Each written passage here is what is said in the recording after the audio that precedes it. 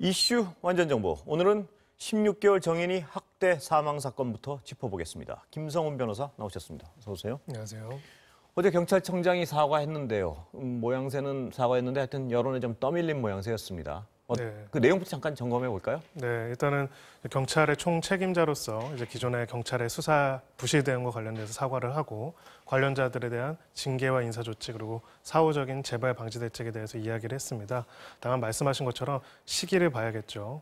정인이가 사망했던 시점은 작년 10월이었습니다. 예. 그리고 이미 3번이나 신고가 있었고 제대로 조치가 안 취해지다가 10월에 사망을 했는데 지금 1월이지 않습니까? 거의 3개월이 지나도록 어떠한 공식적인 사과나 사후 대책에 대한 이야기가 없는 상황에서 여론이 뜨거워지달까 이제야 사과했다는 점에서는 사실 굉장히 유감스러운 일이다라고 생각합니다. 그러니까 그걸 뭐 모르고 있던 상황도 아니고 10월에 그 일이 드러났는데 한 3개월 동안 가만히 있다가 다시 여론이 좀 뜨거워지니까 사과를 한 모양새인데요. 그렇습니다.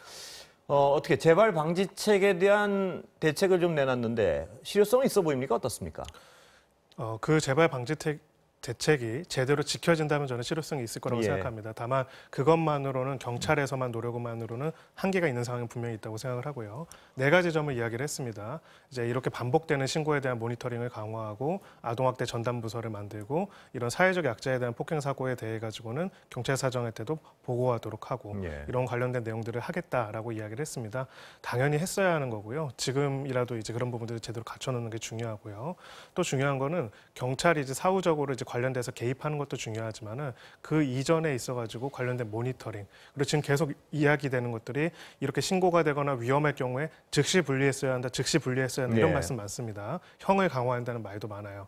즉시 분리하고 그다음에 우리가 관심 가져야 하는 거는 즉시 분리하면 아이들이 그럼 어디서 어떻게 보호하는지 이 부분이 중요합니다. 여기에 대해서 별다른 대책도 없는 상황에서 그냥 분리만 하면 된다, 분리를 잘할 수 있게 한다라는 이야기하는 거는 사실상 틀린 말이라고 할 수가 있고요.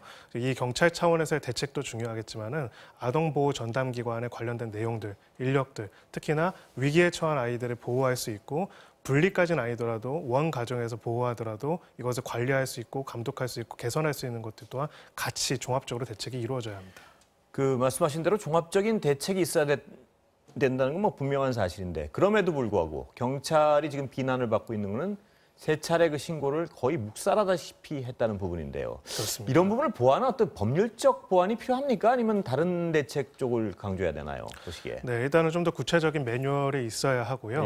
특히나 이제 2가지 가능성이 있습니다. 과잉된 경찰이 대응의 위험성도 있지만은 한편으로는 혹여라도 경찰이 이것을 안이하게 판단하게 된다면은 거기에 대해 가지고 아이의 사망을 일으킬 수 있는 문제점이 있다는 것을 염두에 둘 필요가 있고요.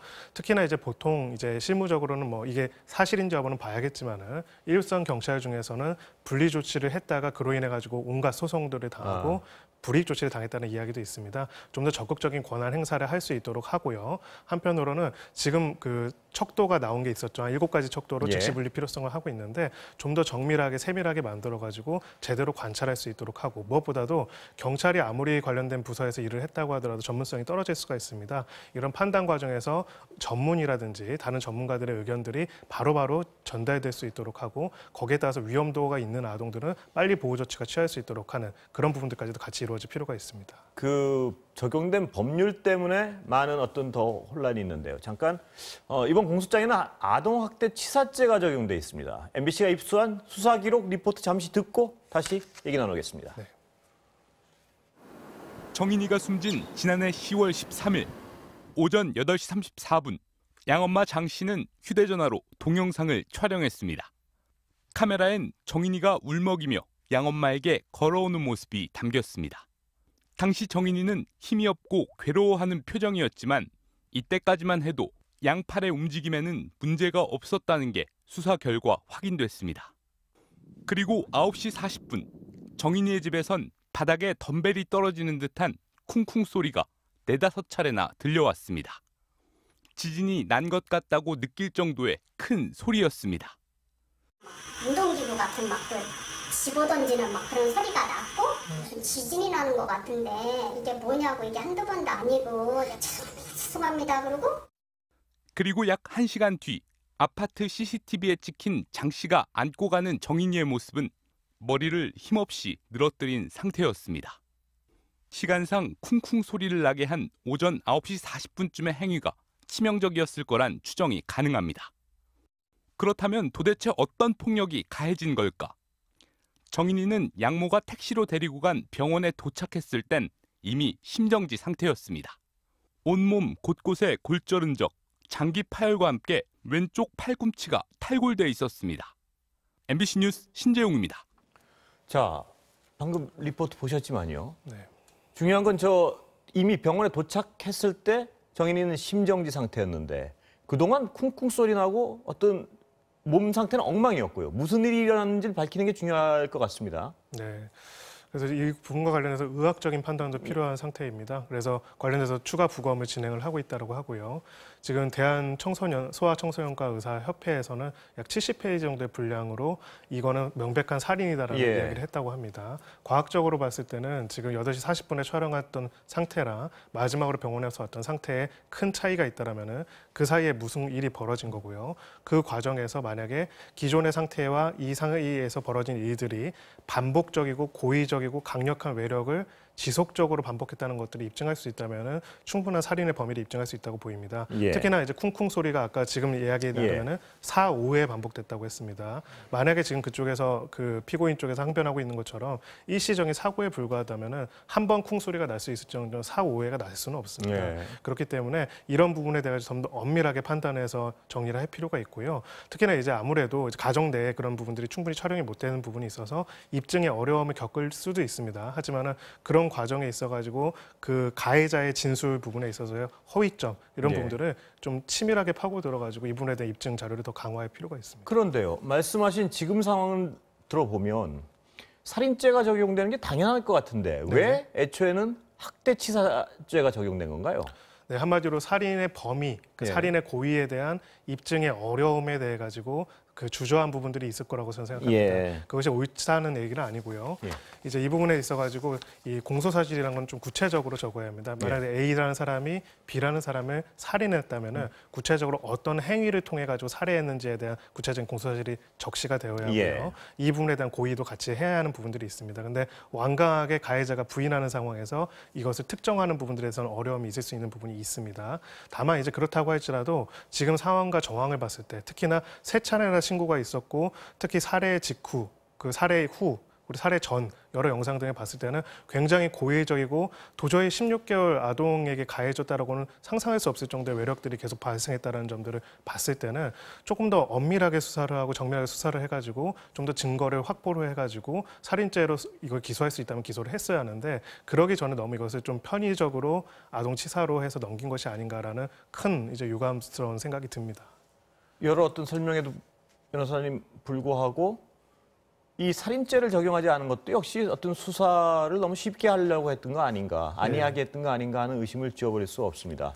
그런데요, 살인죄랑 치사죄는 어떤 형량의 차이가 있습니까? 아니면 뭐 어떻습니까? 그거는? 일단 법정형에서는 큰 차이는 없습니다. 왜냐하면 지금도 아동학대 치사 같은 경우에는 5년 이상의 징역, 무기징역까지 가능하게 되어 있고요.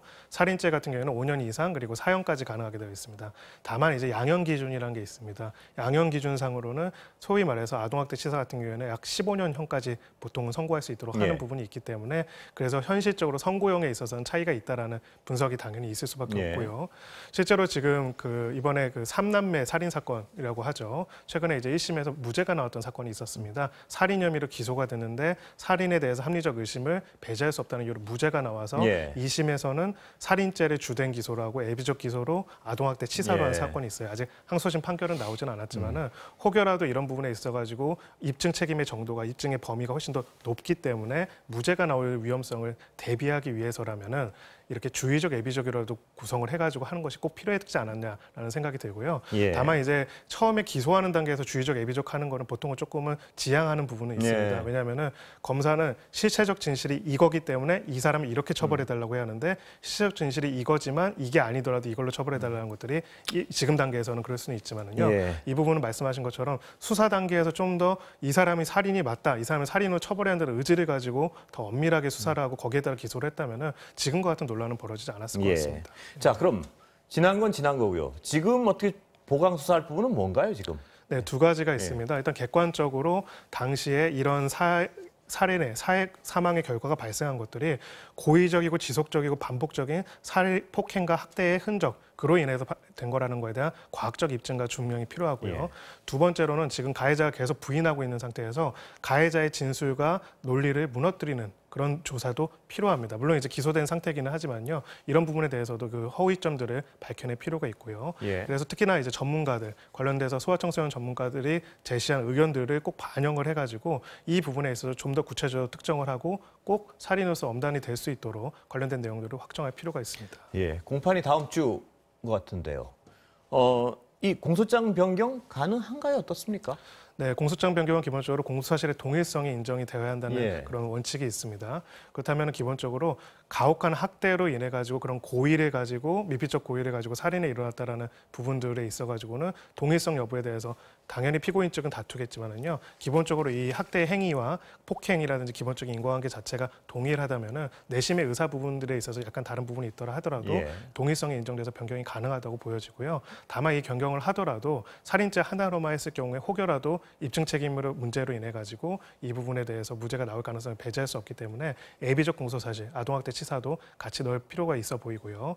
또 추가적으로는 지금 공범으로 지목이 되고 있는 이 양부에 관해서도 예. 좀 더 엄정하게 관련된 내용들을 확인해 볼 필요가 있을 것 같습니다. 만약에 이렇게 사망에 이르기까지는 학대의 원인 행위가 당일 오전뿐만 아니라 지속적으로 반복되고 예. 그것이 누적적으로 인과관계가 되고 그런 범위가 있었다면은 같이 생활한 양부로서 당연히 그거를 인식하고 의사했을 가능성이 있기 때문에 이 부분에 대해서 좀 엄정하게 해서 여기에 대한 공소장 변경 또한 같이 고려할 필요가 있습니다.